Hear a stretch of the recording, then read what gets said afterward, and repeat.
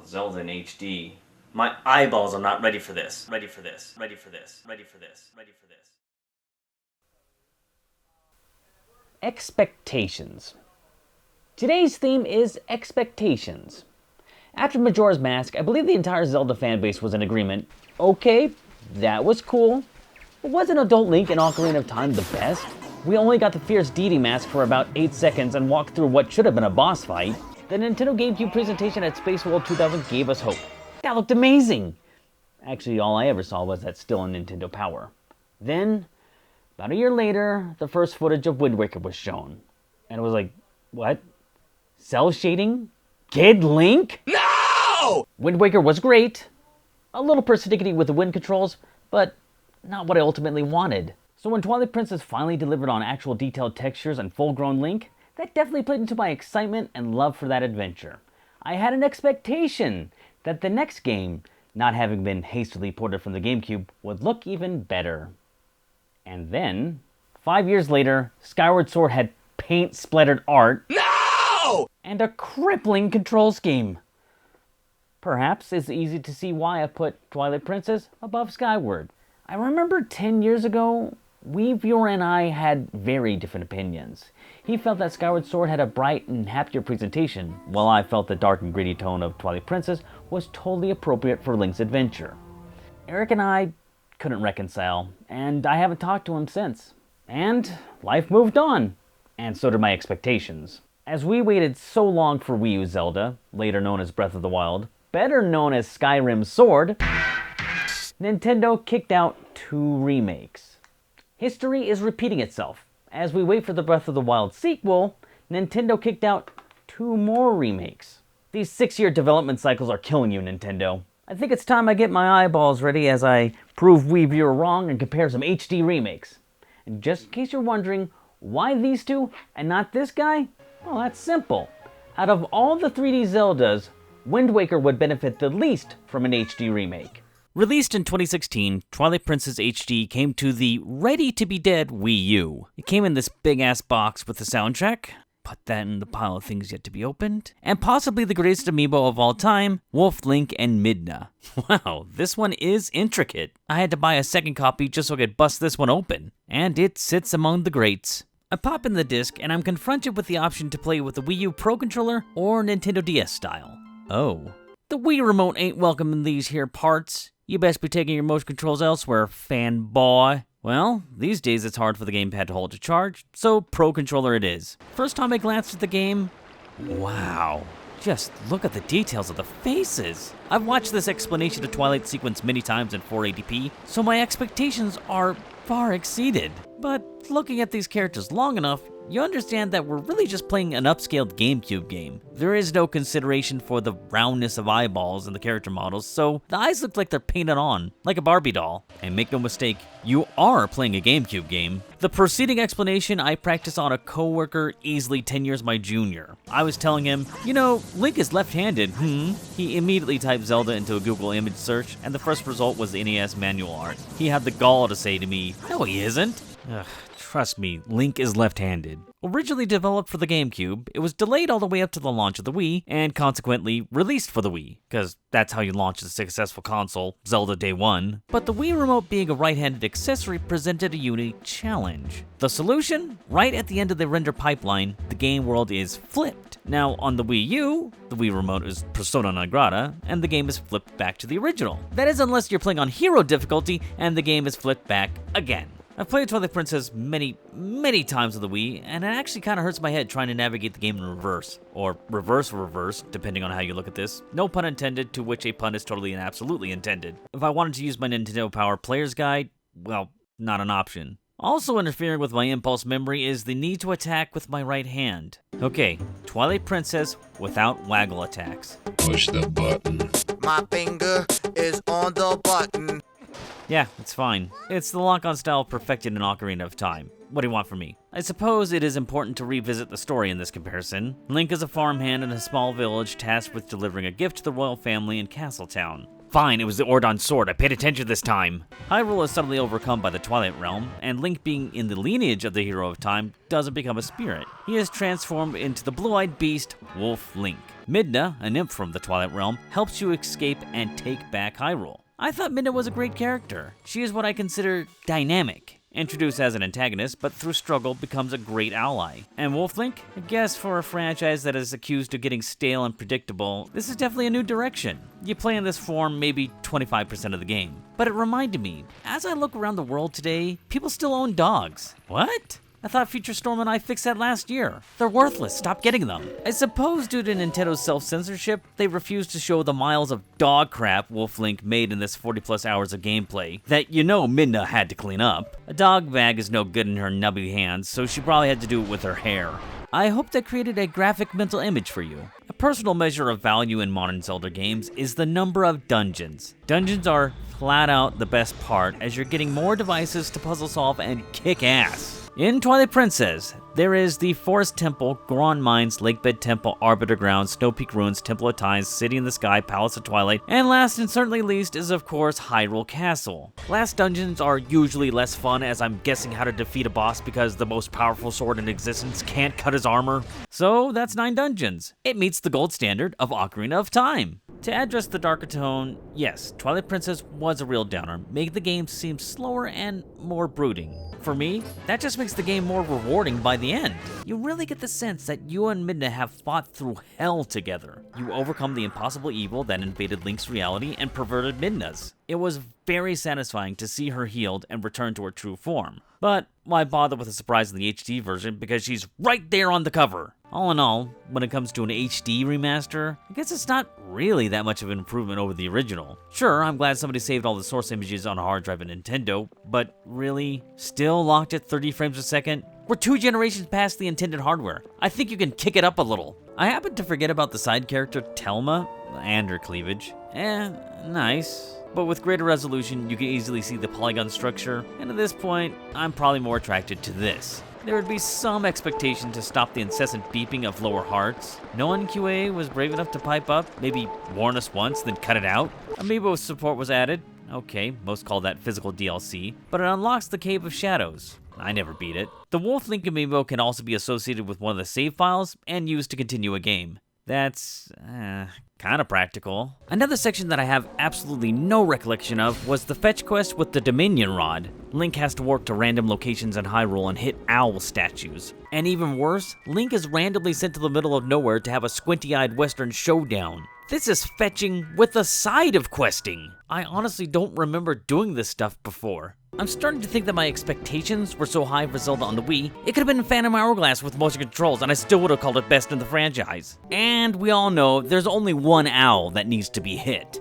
I suppose this analysis wouldn't be complete without mentioning the lies of the E3 2012 Wii U Zelda tech demo. None of the Wii U launch titles came even close to looking that good, which I just passed off as, well, if Twilight Princess was on the Wii U, it would look like that. Then it did come to the Wii U, and I realized they weren't using the same hardware. No! I was praising vaporware. I will maintain that Twilight Princess is better than Ocarina of Time. I don't know, that game has always bothered me. The only reason Ganondorf rose to power is because he followed Link into the Temple of Time. If the Deku Tree would have just pissed off and croaked, Link would have stuck around the forest, married Saria, grown old, and died in prosperity. Ganondorf would have found nothing and would eventually just overdose on opium at a Gerudo orgy. But by going on this grand adventure, Link splits the timeline and really wrecked the place, and pretty much caused the Great Flood that killed millions. Yeah, nice going, dick. As I said before, Nintendo has been on a real tear with Zelda remakes, if you haven't noticed, to fill in for the absence of new Zeldas. And lest we not forget that only 2 years ago, Link's Awakening was remade for the Switch. Link's Awakening, a game that has already been remade a few times, got the HD treatment. Although calling it Link's Awakening HD is like, why bother? Sarah, being someone who actually played the original back in 1993, was able to walk through it, no problem. I watched her, it looked like a really fun title, just the way it ended. It went full-blown Shyamalan. But aside from that, I'm wondering, why has Nintendo resorted to remaking Spinach Green games when there's far more fertile ground? I would like to say that my generation is wrong. The Super Nintendo is not the end-all, be-all for video game entertainment. If you haven't noticed, the world did not stop turning when its production was discontinued. You're allowed to remake these, Nintendo. Particularly remake them in a way that is palatable to modern gaming. but it's not gonna happen. If they keep up with open world Zeldas, we might be looking at a Minish Cap remake, or they'll Pokemon it up with the Oracle games. Oh boy, Skyward Sword. I came to the realization as the HD release date neared, I don't remember anything about the game. Well, the villain was a metrosexual, the voice of the sword was annoying, and why one-to-one motion controls? But as for actual content, I'm drawing a blank.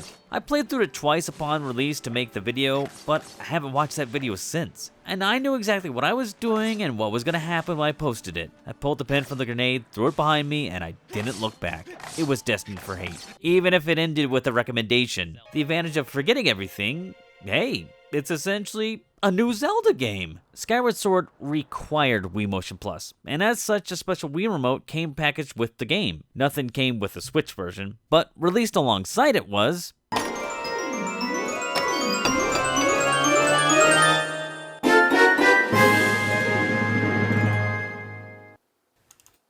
We have some special tatted up Joy-Cons ready to take the place of Wii Motion Plus as a motion controls. No! Go away! Yeah, it would appear that Nintendo hardwared themselves into a corner here. Way back with the Link's Awakening remake, the Switch Lite dropped the same day. While Super Mario 3D All-Star was a good proof of concept, Wii games can be emulated on the Switch, it's a hard nut to crack when the core of the game is independent motion controls, and a subset of your audience will find that flat impossible. Thus, the game has a secondary control scheme. In this, the sword's direction is controlled by flicking the right stick. I hear there was an Obi-Wan game that worked in this manner. I mean, it couldn't be any worse. This is defined as chronologically the first Zelda game, and even at that, there's a lot that happens before it. Ancient civilization was put above the clouds to escape the evil that came from underground, so Link and Zelda live on a floating rock at the town of Skyloft where giant birds are essential to day-to-day lives. We got to know this because everyone in the intro is obsessing about the knight's training ceremony and goes on and on and on about testing your skills on a bird. Link's winged companion turns up missing, and before we can go looking for it in dangerous places, we have to get trained in swinging a sword. Okay, first slice. Push the Sticks! Huh, surprisingly easy. I don't know if I'd recommend this for future Zelda titles, but it works here. Link gets the bird, wins the competition, makes eyes with Zelda, then she gets knocked to the ground. Link pantomimes, Fi jumps out of the sword and won't shut up, and you're set out on a quest to find Zelda and realize the destiny that will set off the entire franchise. Girahim is the foe that is trying to find the cogs of time, and just like Zant in Twilight Princess, a dude spirit with red hair is giving him power. Now, addressing the difference in tone, Skyward Sword is sitting at an E10, and Twilight Princess earns a solid T rating. Skyward maintains a bright and positive feeling throughout the game. Even during dire events, like the entire Faron Woods is intentionally flooded, nobody's really sad about it, and you can remedy the issue at your own pace. I think most of the dread in Twilight Princess comes from the sections where citizens are trapped in Twilight sickness. I don't think it's that bad, they're just spirited away. Good flick. It's not like they died. Okay, except for the actual spirit of the Zora Queen talking about getting executed in front of her tribe. Yeesh, that's pretty heavy. The dungeons are Skyview Temple, Earth Temple, Lanayru Mining Facility, Ancient Cistern, Sand Ship, the Fire Sanctuary, and Skykeep. Only 7 this time, but I'm gonna have to put it out there, some of the best dungeons in the franchise. And the reason is simple, just keep all the rooms on the same floor. Speaking as somebody who actually beat the Water Temple in Ocarina of Time without the Blue Tunic, the Water Temple in Twilight Princess is just so confusing. So, puzzle solving is great, but what about that combat? Alright, let's check back with that control scheme. It was rather early in the game when I became a fan of it. You can swing the sword so fast. The issue with the floating one-to-one physical controller was positioning for the next or changing the direction of the strike without moving in a way that causes an erroneous strike. In other words, getting back to 0. A control stick returns to 0 by design, allowing you to just wail on some enemies. This is great! I've noticed that once the emotional heaviness I felt about the Skyward Sword controls was cleared, many components of the game seemed a lot better. I badmouthed the fetch questing at the end of the game before, but I had to introspectively ask, why is that a problem? All the Metroid Primes have textbook fetch questing, and I don't send them to hell. And I've kind of forgiven Bioshock after playing Infinite, a game that is nothing but fetch questing. I get it. Without the dragons holding back the parts of the song for no better reason other than, I don't feel like telling you, we would potentially have an only 25-hour Zelda game. With combat fixed, I really don't mind the fetching of questing. Okay, I'll settle this matter about shields too. they break in Skyward Sword, so I didn't want to use them 10 years ago. Consequently, some viewers noticed that in the footage of my video 10 years ago, I wasn't holding one, and they chose to blame that on why I had a terrible time. Nah. You see, if I had a shield, I'd be holding a shield that would break, meaning I would not have a good time. Simple logic, really. Nowadays, we have the advantage of seeing into the future, and that future is...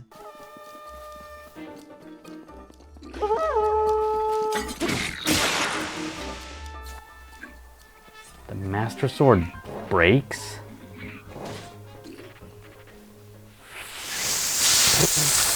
When you realize that in the next game, everything breaks, stamina meters and weak shields don't really seem like a big deal.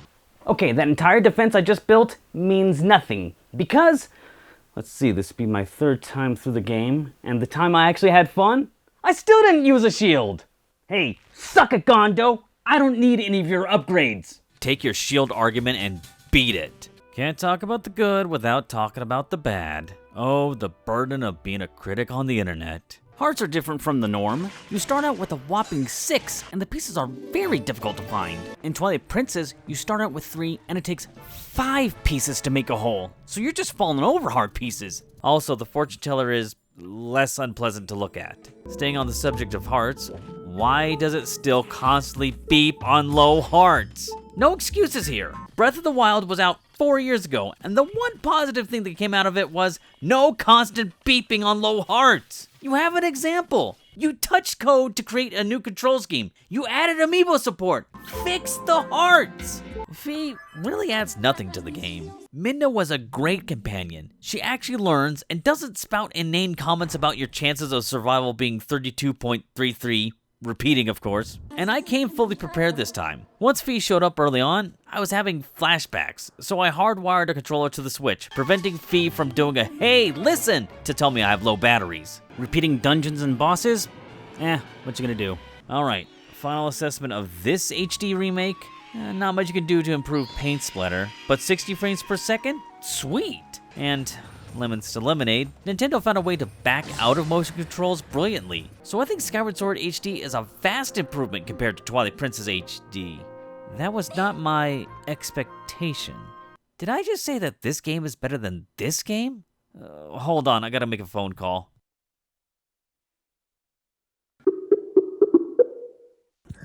How do you work this thing? Hey, Storm, hey, how you doing? Hey, Wii viewer. Eric, how you been? Is there something you wanted to tell me? You were right about Skyward Sword. Yes, and? And Princess Peach is an emotional wreck. And? Oh! And subscribe to the Wii viewer. Link spending 7 years in the Sacred Realm and growing up is supposed to be a shocking twist, but how? You kinda need protein for growth and muscle development. Did the sage wake him up every day, feed him some Wheaties, tell him to do a few laps around the realm, and then Men in Black make him forget at bedtime?